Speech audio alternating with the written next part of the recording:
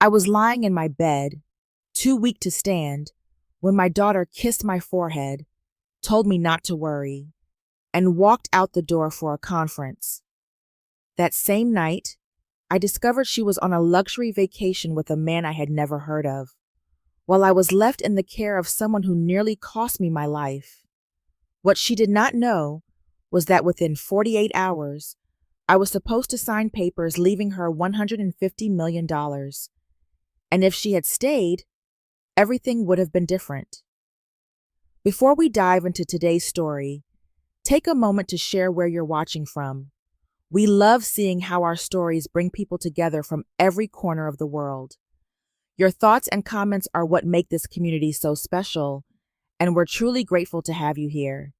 If you haven't already, don't forget to hit that subscribe button and turn on notifications so you never miss a new story filled with drama, resilience, and unexpected twists. Now, settle in, get comfortable, and maybe grab your favorite drink because this is a tale you won't want to miss. Let's get started. My name is Evelyn Harper. I am 74 years old, and I live in a quiet coastal home overlooking the Pacific Ocean in San Diego. Most mornings, I sit by the wide glass windows with a cup of tea, watching the tide move in and out with a rhythm that feels older than memory itself. From the outside, my life appears settled, even enviable. But peace, I have learned, is not always the same as fulfillment. There was a time when nothing about my life felt secure. Decades ago, my husband and I started Golden Horizon Care with almost nothing but borrowed money and stubborn determination. Our first facility was small, understaffed, and constantly on the brink of collapse. I remember nights when we slept in our office, taking turns answering calls while reviewing unpaid invoices. There were months when I wondered if we would lose everything we had risked, but we did not. Slowly, through discipline and relentless work, we built something stable, then something successful, eventually, something people respected. Today, Golden Horizon Care spans multiple locations across California, providing high-end living for seniors who expect dignity and comfort in their final years. It is a legacy I am proud of, not because of the money it generates, but because of what it represents: survival, endurance, and the quiet satisfaction of building something that lasts. My husband passed away 8 years ago. The day he died, the structure of my life remained intact, but its meaning shifted. The business continued, decisions were still made, and responsibilities did not disappear. But the person who shared every risk, every late night, every victory, was gone. The house grew larger after that, not physically, but emotionally. Rooms that once held laughter became still. Even now, there are moments when I expect to hear his footsteps in the hallway, only to remember that silence has taken their place. Our daughter, Claire, was always meant to be the center of everything we worked for.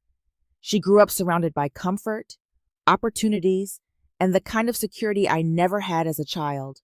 I told myself that was the purpose of success, to give her a life free from the fears we had known. She attended private schools, traveled abroad, and never had to question whether something was affordable.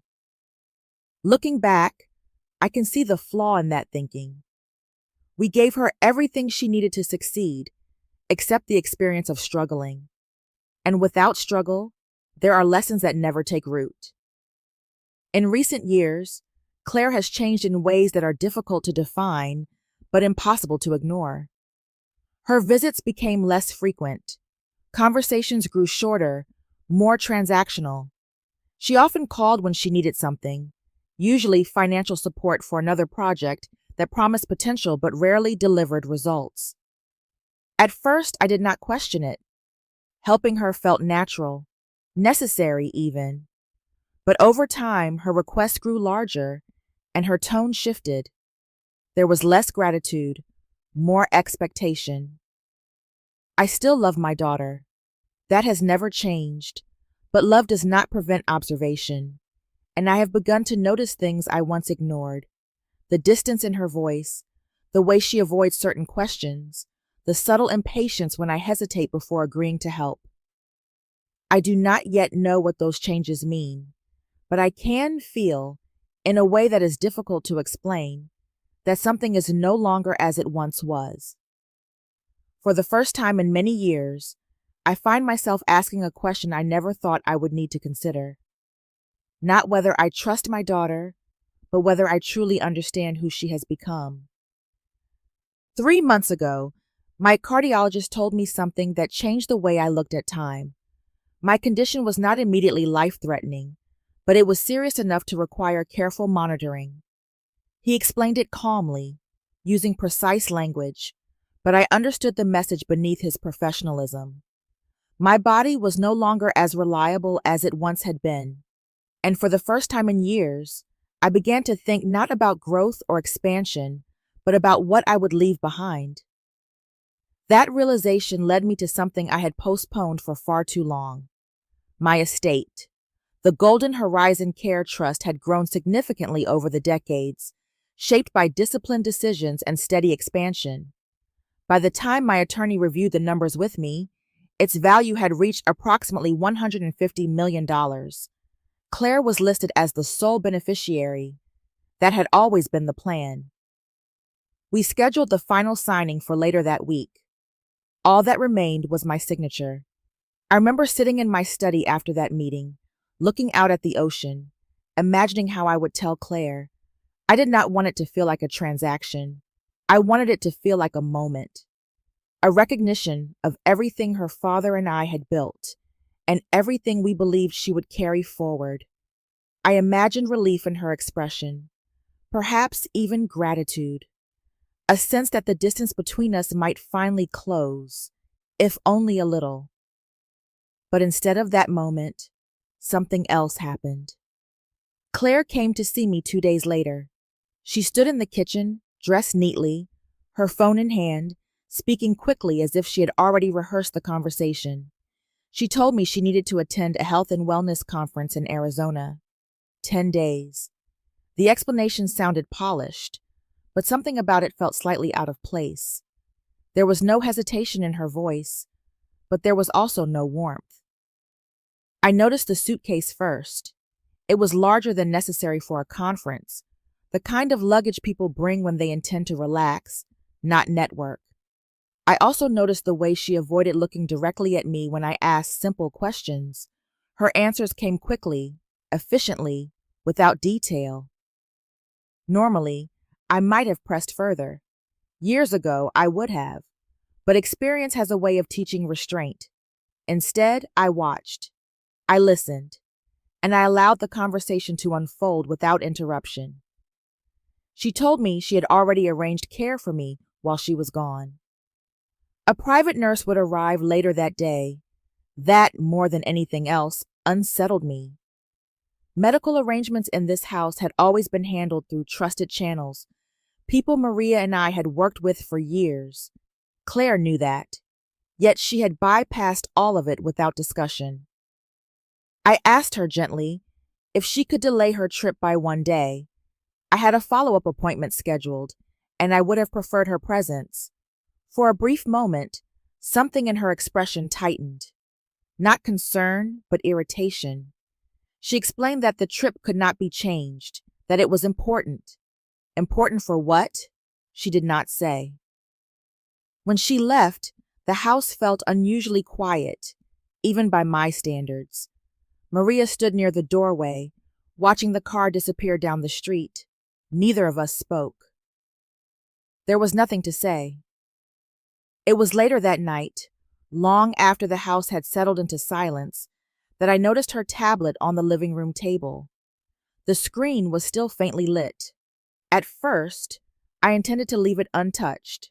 Privacy matters, even within a family. But something in me hesitated. A small instinct, difficult to define but impossible to ignore. When I picked it up, the screen opened immediately. An email confirmation filled the display. A reservation at a luxury resort in Hawaii. 10 nights, oceanfront suite, 2 guests, I read it once, then again. Arizona had never been part of the truth. I set the tablet down slowly, my hand steadier than I expected. The feeling that settled over me was not anger. Not yet. It was something quieter, something colder. Claire had looked at me that morning, spoken carefully, and chosen to lie. And as I stood there in the dim light, I realized that this was not just a small deception. It felt like the beginning of something I did not yet fully understand. If you're still watching and wondering why she really left, and who she was really with, comment number 2 below so I know you're paying attention. Now, let's uncover what happened that night in Chapter 3. That night should have passed like any other quiet evening in my home, but something beneath the surface felt unsettled. After discovering the reservation on Claire's tablet, I told myself there might still be a reasonable explanation. Perhaps she needed space. Perhaps the lie was simply a way to avoid disappointing me. I had spent years justifying her decisions, smoothing over the edges of things I did not fully understand. Old habits do not disappear easily. The nurse Claire arranged arrived just before sunset. She introduced herself quickly, her tone efficient but distant, as though she were stepping into a routine assignment rather than caring for a patient with a complex condition. On the surface, she appeared qualified. Her uniform was clean, her posture professional, her voice steady. But something in her manner lacked the attentiveness I had come to expect from experienced caregivers. She did not ask many questions. She did not review my full medical chart in detail. Instead, she moved through the basics with minimal engagement, as if checking boxes rather than understanding the person in front of her. I noticed it, but I did not challenge it. Claire had arranged this, and despite everything, I still trusted her judgment more than my own doubts. By late evening, my body began to feel heavier than usual. The fatigue was not entirely unfamiliar, but there was a subtle difference that I could not immediately explain. A faint pressure formed in my chest, not sharp, but persistent. I tried to ignore it at first, assuming it was simply the result of a long day and lingering stress. When the nurse returned with my evening medication, she handed me 2 pills I did not recognize. I hesitated for a moment, studying them in the dim light. My prescriptions had been carefully managed for months, and I was familiar with each one. These were different. I asked what they were. She replied that they would help me relax and stabilize my symptoms. Her answer was vague, but delivered with enough confidence to quiet my concern. Against my better judgment, I took them. Within minutes, the room began to shift in ways that felt deeply wrong. The pressure in my chest intensified, spreading upward toward my throat. My vision blurred slightly at the edges, and a wave of dizziness moved through me so quickly that I had no time to prepare for it. I tried to sit up, but my strength failed me. Instinct took over. I reached for the call button beside my bed, but my hand slipped, knocking a glass of water onto the floor. The sound shattered the silence of the house. Moments later, Maria rushed into the room. Her face changed instantly when she saw me. She did not hesitate. She called Dr. Carter while helping me stay upright, her movements steady despite the urgency. Dr. Carter arrived faster than I expected. He examined me carefully, his expression tightening as he reviewed my condition. After stabilizing my breathing and checking my vitals, he turned his attention to the nurse. His questions were direct. Her answers were not. She struggled to name the medication she had given me, offering vague explanations that only deepened the concern. Within minutes, it became clear she did not fully understand what she had administered. Dr. Carter dismissed her immediately. The room grew quiet again after she left, but it was not the same kind of silence. This one carried weight, meaning. Maria stood near the doorway, her voice low as she mentioned something that stayed with me. The agency that sent the nurse was unfamiliar, not one we had ever used before, not one she recognized.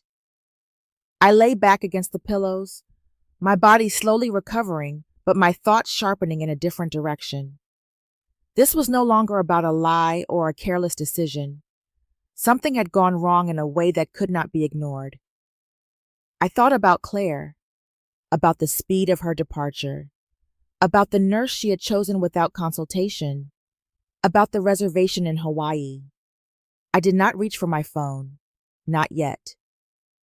Because before I confronted my daughter, I needed to understand whether what had happened that night was an accident or something far more deliberate. If you're still watching and starting to question whether this was just a mistake or something more dangerous, comment number 3 below to stay with me. Now, let's see what the truth begins to reveal in Chapter 4. By the following morning, my body had begun to stabilize, but something deeper had already shifted. The weakness I felt was no longer just physical. It had moved into a different space entirely, one that demanded attention rather than rest. Dr. Carter was firm in his recommendation. I needed to leave the house, at least temporarily, and recover somewhere more controlled. I agreed without argument. The residence I moved into was part of Golden Horizon Care, a private executive suite designed for discretion and security. It overlooked the same ocean I had seen from my home, but the feeling was entirely different. Here, everything was structured. Medical staff operated with precision. Every medication was verified, every symptom recorded, every detail accounted for. Within hours, the contrast became unmistakable. The care I received here was careful, methodical, and fully informed, which only made the events of the previous night more difficult to dismiss. Maria stayed with me as she always had, but even she seemed quieter, more watchful. At one point, she mentioned again that the agency Claire used to hire the nurse was unfamiliar, not part of our usual network, not recommended by anyone we trusted. That detail, small as it seemed, settled into my thoughts with unexpected weight. By midday, I had reached a decision. I called my attorney. He had known my family for decades, long before success had simplified our lives. When he answered, I explained the situation carefully, without exaggeration, without assumption. I simply asked questions. His responses came slowly at first, measured in a way that suggested he was choosing his words with care. Claire had contacted his office several times in recent weeks. At first, her inquiries were general, focused on estate structure and long-term management. But over time, the nature of her questions had changed. She had asked about incapacity clauses. She had asked about temporary control of the trust. She had asked how quickly authority could be transferred if the primary trustee was no longer able to make decisions. I listened without interrupting. There are moments in life when understanding does not arrive as a shock, but as a quiet alignment of things you have already begun to suspect. This was one of those moments. I asked him to continue. He hesitated briefly before sharing the next detail. Claire had recently been involved in a business venture, a startup focused on health technology. The investment was significant, $7 million. And in addition to that, she had personally guaranteed another $2 million. The number alone did not disturb me. What mattered was the context. The project was failing. Legal disputes had stalled its progress. Investors were beginning to withdraw. And the individual who had introduced Claire to the opportunity was a man named Derek Vaughn. The name meant nothing to me at first, but as my attorney outlined his history, a pattern began to emerge. Short-lived ventures, investor losses, strategic exits that left others responsible for the consequences. Not illegal, but not reassuring. I asked one final question. Had Claire mentioned him during her inquiries? The answer was yes. When I ended the call, I remained seated for a long time, looking out at the water. The pieces were no longer scattered. They were forming something coherent.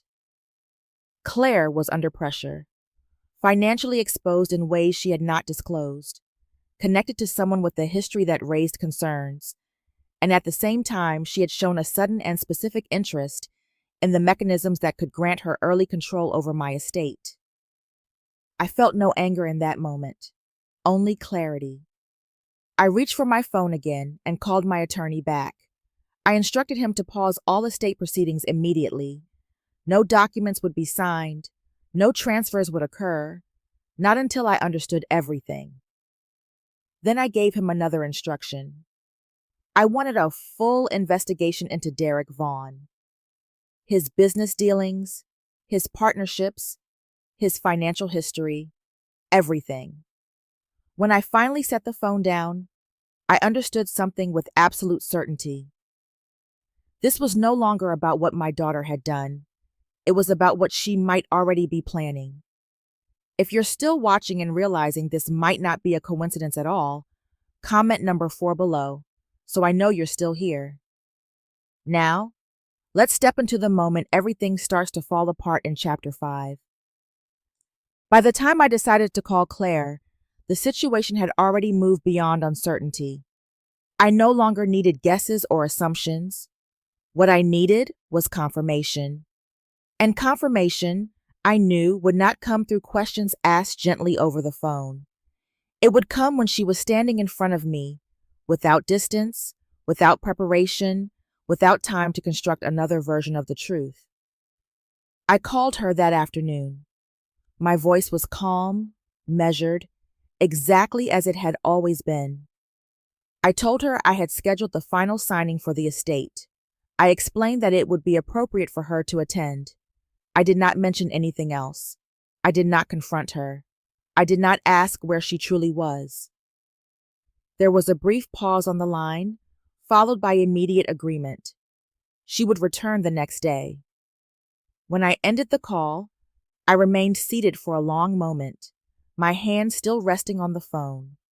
There was no satisfaction in what I had just done, only a quiet understanding. Claire was not coming back because I needed her. She was coming back because something else mattered more. The following day, I prepared for the meeting. It would not take place in my home. I chose a formal conference room within one of our properties, a space designed for clarity and accountability. My attorney arrived first, carrying the documents we had reviewed over the past 2 days. Dr. Carter followed, his presence necessary not only for medical authority, but for something less visible. He would remove any question about my condition. No one in that room would be able to suggest I was confused or incapable. The trustees arrived shortly after. They understood enough to know that something significant was about to unfold, but not enough to anticipate the full extent of it. That was intentional. When everything was in place, the room fell into a kind of stillness that felt deliberate. The table was clean, the documents were organized, every chair occupied. All that remained was Claire. She arrived precisely on time. When she entered the room, her expression shifted almost immediately. The confidence she carried through the doorway faltered as her eyes moved from one person to another. This was not what she had expected. She had prepared for a private discussion. Instead, she found structure, witnesses, and a level of formality that made it impossible to retreat. She sat down slowly. For a moment, no one spoke. Then I began. I asked about her trip. Her answer came quickly, smooth and practiced. She repeated the same explanation she had given before. A conference. Professional obligations. Nothing unusual. I listened without interruption. Then I nodded once and gestured toward my attorney. He placed a single document in front of her. Claire looked down at it. I watched her face closely as recognition settled in. The reservation details were clear. Hawaii. 10 nights. 2 guests. Her composure tightened. She did not deny it immediately. Instead, she looked up, searching for an angle, a way to reposition what could no longer be explained as a misunderstanding. I did not raise my voice. I did not press aggressively. I simply continued. I asked about Derek Vaughn. This time, the hesitation was visible. She acknowledged him, but only in the most limited way. A business contact, a consultant, nothing more. The explanation was incomplete, but it was all she offered. I allowed a brief silence to follow. Then I asked about the investment. $7 million, a failing project, a personal guarantee she had never mentioned. The room remained still, but the air had changed. Claire shifted in her seat, her confidence unraveling in small, controlled movements. She was no longer leading the conversation. She was reacting to it. Finally, I reached for the last document. I placed it in front of her without a word. Legal inquiries, incapacity clauses, temporary control of the trust, her own questions documented clearly. I folded my hands and looked at her. I did not accuse her. I did not explain what it meant. I simply asked if she would like to explain it herself. For the first time since she had entered the room, Claire did not answer, and in that silence, something far more revealing than any explanation began to take shape. The silence that followed my question did not feel empty. It felt heavy, as if every unspoken truth in the room had suddenly found weight. Claire stared at the document in front of her, her fingers resting against the paper without turning the page. For a moment, I wondered if she would refuse to answer entirely. But silence, I had learned, rarely holds for long when pressure is applied. She finally spoke, her voice controlled but strained. She said it was only planning, that she had wanted to understand what would happen in the future if something unexpected occurred. She described it as responsibility, as preparation, as concern for me. I listened without interruption. There was a time when I might have accepted those explanations, or at least softened them into something easier to believe. But now, the pattern was too clear. Each statement avoided the center of the issue. Each explanation circled around the truth without ever touching it. When she finished, I asked a single question. If this was about concern, why had she lied about where she was going? She did not answer immediately. Instead, she shifted her position, her posture tightening as if she were trying to hold something together that was already beginning to come apart. She said the trip was complicated, that she needed time to think, that things had become overwhelming. I continued, still calm, still precise. If she was concerned about my health, why leave at that moment? Why hire someone without proper verification? Why conceal the investment she had made? Each question removed another layer of control. Her composure began to fracture in small ways. Her voice grew less steady. The explanations became shorter, less structured. Eventually, she stopped trying to defend the details and spoke instead about pressure, about expectations, about the fear of failure. She admitted the investment was not going as planned, that the situation was worse than she had anticipated, that Derek believed it could still be salvaged, but only with time and resources she no longer had. I watched her carefully as she spoke. For the first time, I could see something real beneath the surface.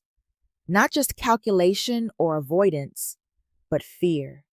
Genuine fear. The kind that comes when control slips away and nothing familiar remains to hold on to. That was when I decided to tell her. I explained that the estate had already been prepared, that the trust, valued at $150 million, was scheduled to be transferred to her. The documents were complete. The meeting had been arranged. All that was missing was my signature.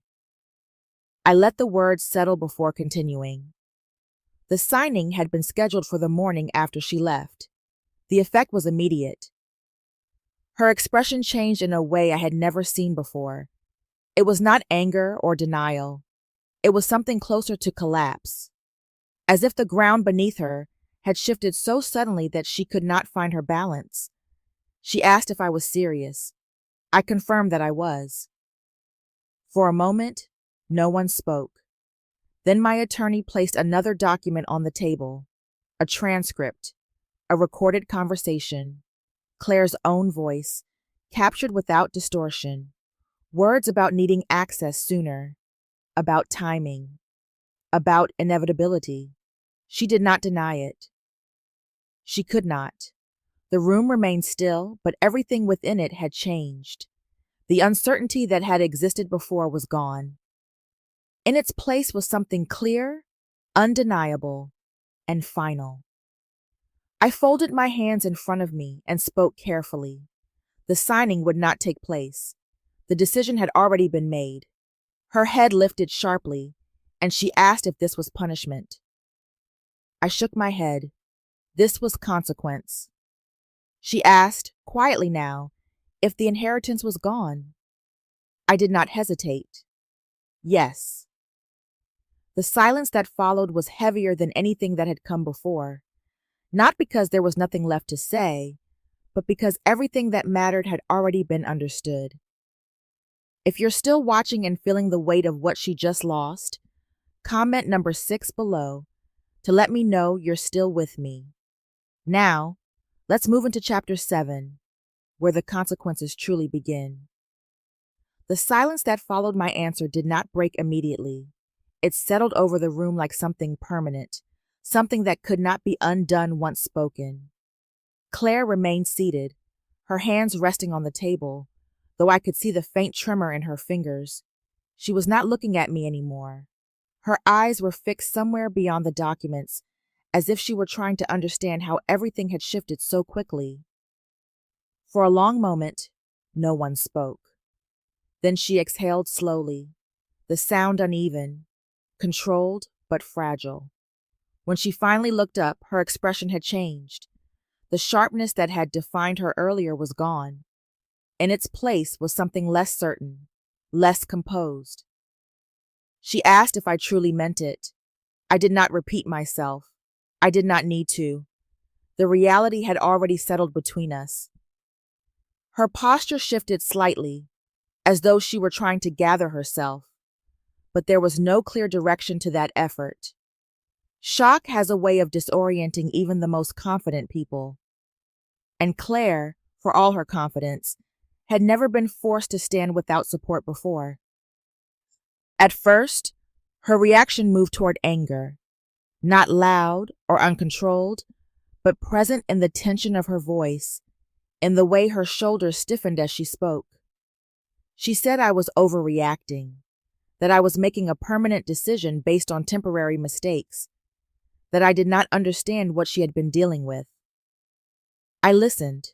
Then, gradually, the anger faded.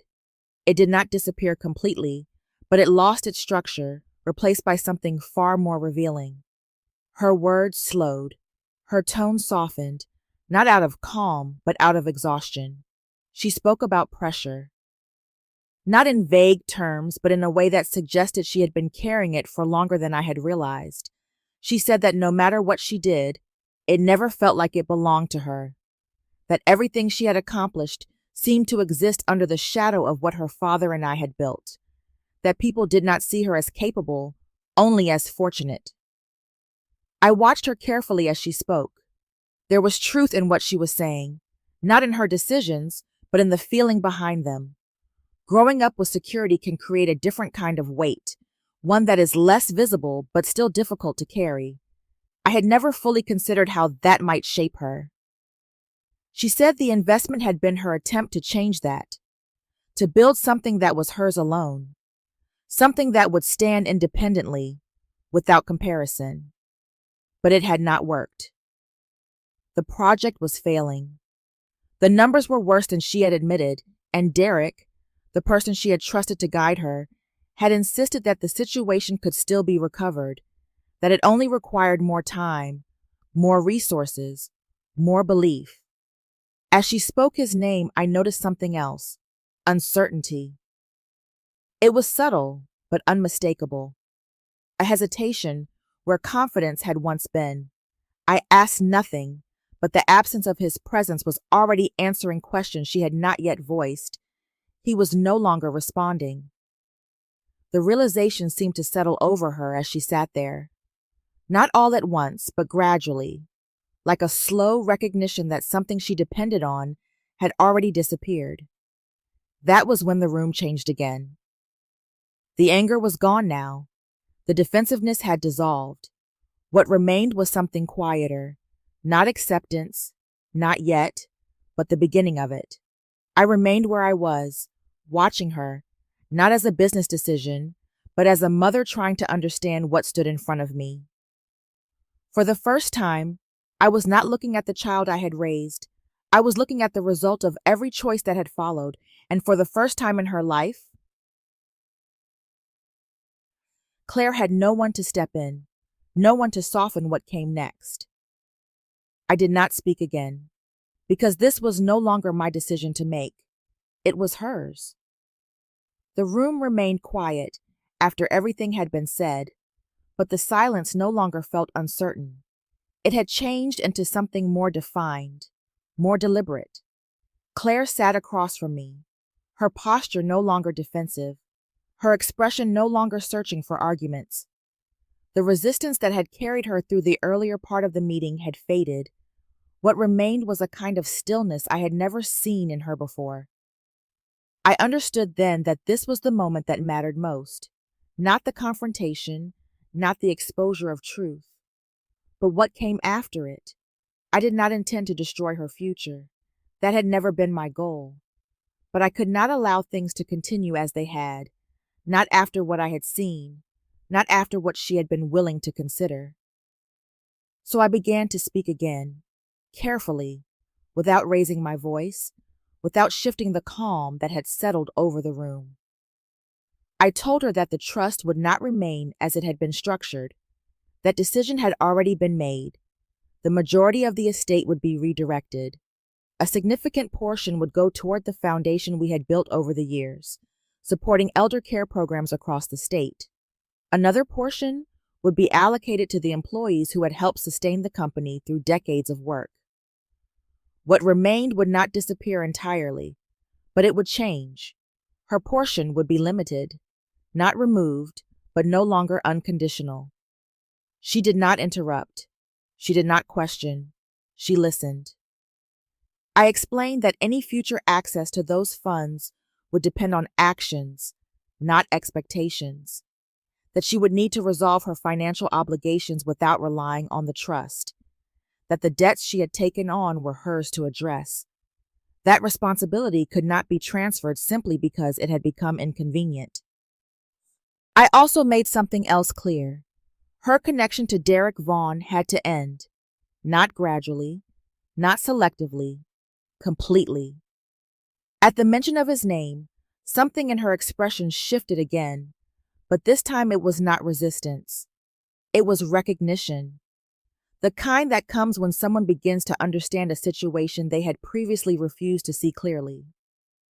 I told her what I had learned, that Derek had been involved in investment circles connected to events our company had supported, that his access to those networks had not been accidental, that individuals like him often position themselves near opportunity, not through ownership, but through proximity. I did not accuse him directly of targeting her. I did not need to. The implication was enough. Claire lowered her eyes slightly, her gaze no longer fixed on me, but on the space between us.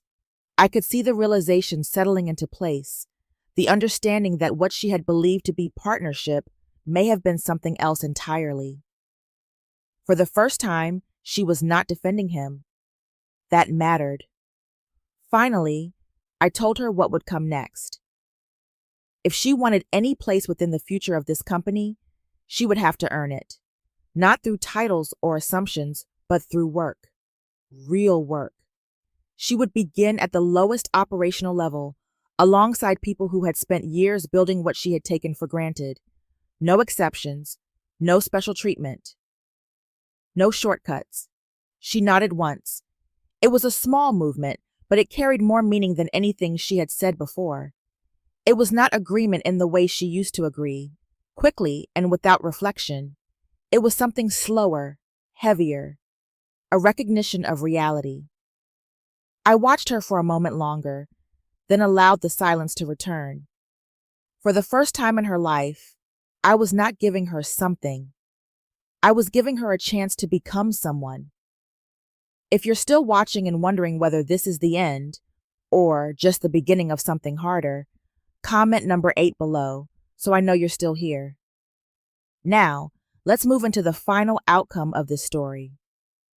When the meeting ended, it did not conclude with final words or dramatic closure. It simply dissolved. One by one, the others gathered their documents and left the room quietly. My attorney offered a brief nod. Dr. Carter paused for a moment, as if to ensure I was steady, then followed. The trustees exchanged polite acknowledgments before disappearing into the hallway.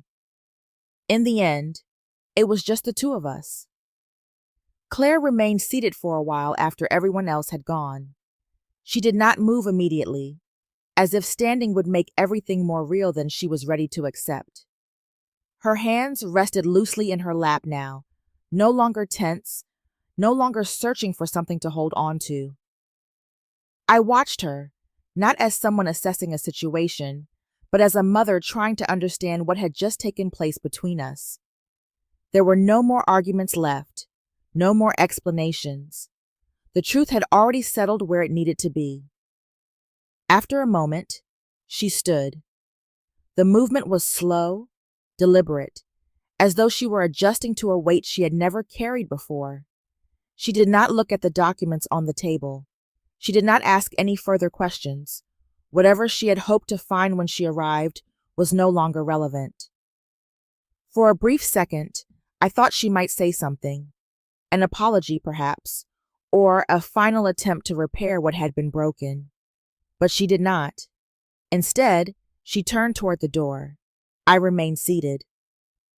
The distance between us was not measured in steps or space. It was something quieter, something that could not be closed by a few words spoken too late. And I understood in that moment that forcing anything further would not change what had already happened. So I said nothing. She paused at the doorway, her hand resting lightly against the frame. It was the only moment where time seemed to hesitate. Not long enough to change anything, but long enough to acknowledge that something had ended. Then she walked out. I listened to her footsteps fade down the hallway, steady and unhurried. There was no urgency in them, no attempt to escape, just movement forward, away from what she had known. I did not follow. I did not call her name. Because for the first time in her life, there was nothing I could offer that would make this easier for her. When I finally stood and walked to the window, the light outside had shifted. The day continued as it always did, indifferent to what had taken place inside that room. People moved along the street below, unaware that anything had changed. But something had. Claire had walked out without the life she expected, without the certainty she had always relied on, without me stepping in to soften what came next. I rested my hand lightly against the glass, watching the horizon in silence. This was not the end of her story. It was the beginning of the one she would have to write herself. The house felt familiar again, but not in the same way it once had. When I returned, the silence was still there, unchanged in its presence, yet different in its meaning. It no longer carried uncertainty. It carried clarity. I resumed my mornings by the window, watching the ocean stretch endlessly beyond the horizon. The tide moved as it always had, steady and indifferent. There was comfort in that, a reminder that not everything in life shifts when something personal breaks. I thought often about the choices I had made as a mother. For years, I believed I was protecting Claire by giving her everything I never had. I removed obstacles, softened consequences, and replaced struggle with security. At the time, it felt like love. Now, I understand it was incomplete. Strength does not come from comfort alone. It comes from resistance, from failure, from the slow process of learning what cannot be given. I do not see Claire as a villain. That would be too simple. She made choices, yes, but those choices were shaped by a life where limits were never clearly defined. Derek Vaughan may have influenced her, but he did not create her decisions. He only revealed what was already possible. Money was never the problem. It was the mirror. I still love my daughter. That has not changed, and it never will. But love, I have learned, cannot exist without boundaries. Without them, it becomes something fragile, something easily broken by expectation and misuse. I no longer wait for her to return as she once was. That version of her no longer exists. Whatever comes next will be something new, something she must build on her own. And for the first time, I am at peace with that, because love without truth can destroy. But love with truth can rebuild. In the end, what remains is not the loss, but the clarity that follows it. Life has a quiet way of revealing truths we often avoid, not through sudden shocks, but through moments that ask us to choose between comfort and honesty. Love, when given without limits, can unintentionally weaken the very people it hopes to protect. But when guided by truth, it becomes something stronger, something that allows growth, accountability, and real change. Not every ending is meant to restore what was lost. Some are meant to redefine what truly matters. And sometimes, the hardest decisions are the ones that protect both the future and the self. If this story resonated with you, thank you for staying until the end. Feel free to share your thoughts in the comments, and do not forget to follow and subscribe for more stories like this.